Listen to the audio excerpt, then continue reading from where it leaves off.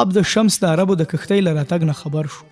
هغه د ښار له څو تنو سپین ږیرو سره د ابوالحسن د استقبال ته ورغی. هغوی خپل کور ته بوتلل او آسونه یې د خپلو آسونو په طبیله کې وتړل. د 50 آسونو لپاره د سترګو په رب کې نږدې 200 تنه اخیستونکي راغونډ شول.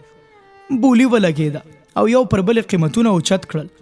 د لیپسنګ مشوره ورکړه چې د راجا له لیدونه وړاندې یو اس هم ونه پلوري. امکان لري هغه په خپله دا ټول واخلي. عبدالشمس هم د لیپسنګ خبره تایید کړه. دوی لا په همدې خبرو کې و چې د راجا استازی راورسېد او وی ویل راجا صاحب له عربي سوداګرو سره ویني او غواړي د دوی اسونه هم وګوري. د لیپسنګ د راجا استازي ته وویل پاچا ته ووایي چې اوس به ټول ستاسو خدمت ته حاضر شو. بیا یې ابوالحسن ته وویل یو اوس خو د شیخ عبدالشمس لور خوښ کړی دی، هغه هم دلته پرېږدو. ابوالحسن وویل که عبدالشمس د ځان لپاره ساتي زه څه نه وایم، خو هغه اس ډېر یاغي دی، د نجونو د سپرلۍ جوګه نه دی. له یوې ګوښې نه غږ اوچت شو نه پلاره د دوی په ګمان به موږ د دې اس قیمت ورنه کړی شو. ابوالحسن چې ولیدل هماغه نجلۍ وه چې په کښتۍ کې لیدلې وه. په یو لاس کې د اس قیزه او په بل کې متروکه نیولې وه، خو اوس یې عربي جامه په غاړه وه. ابوالحسن لږ پیکه غوندې شو. ویل که زما په خبره د باور نه راځي ورشه په خپله یې وګوره، که دغه اس تا قابو کړ بس په انعام کې ستا شو. نجلۍ تیزه طویلې ته لاړه. نور خلک هم ورپسې ورغلل. نجلۍ پر نورو اسونو له زغلند نظر وروسته سپین اس ته ودرېده.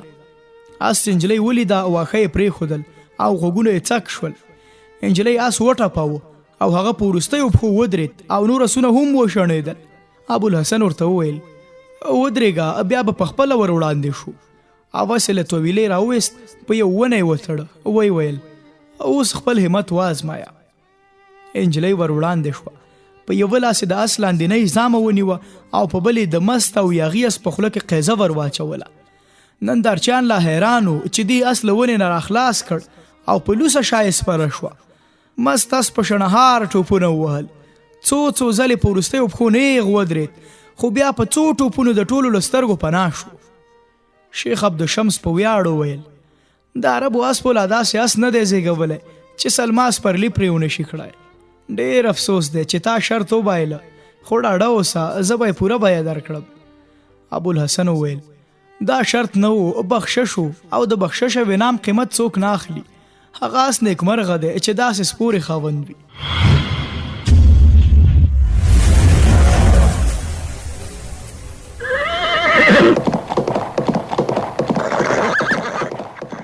راجا له لیدونه وړاندې د ټولو اسونو د اخیستلو پرېکړه کړې وه.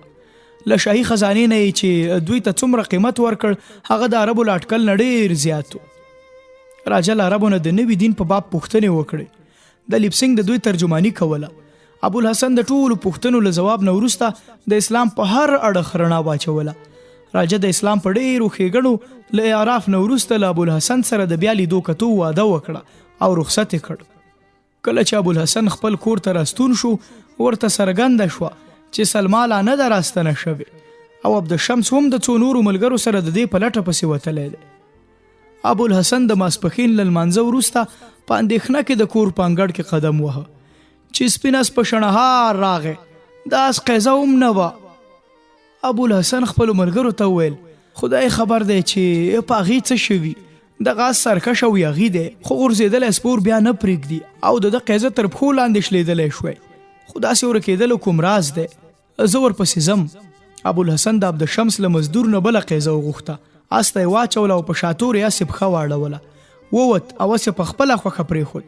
د اس له راتګ نه معلومه وه چې ډېر زغلېدلی.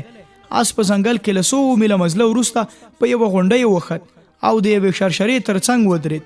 له دې نه وړاندې د تګ لاره نه وه.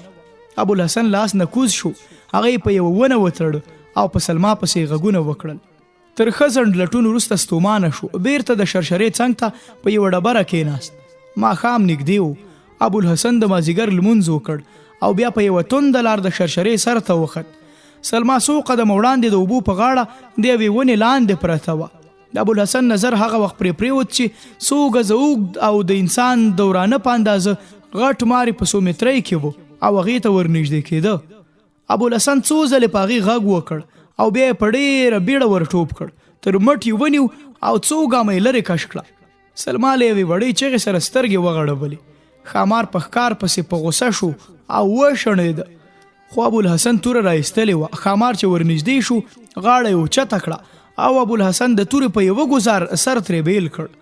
بیا یې د لښتي په اوبو توره پاکه کړه او ویې ویل ته ډېره بې عقله یې، دا د ویده کېدو ځای دی. سلما چې وېرېدلې ورېږدېدله او ویې ویل زه ستړې شوم، دلته کېناستم او بیا خدای خبر څه وخت ویده شوی وم. زه دلته څو ځلې راغلی یم خو داسې ښامار مې هېڅکله نه ولیدلی. ښه ده تاسو راغلی، که نه اوس به یې زه خوړلی وم. رښتیا ته دلته څه ډول راغلی؟ ابوالحسن ځواب ورکړ ته ښه پوهېږې چې زه څنګه راغلی یم. تا دلته آس ولې پرېښود؟ سلما په مسکا ځواب ورکړ ما کله پرېښی، آس زه وغورځولم او وتښتېد.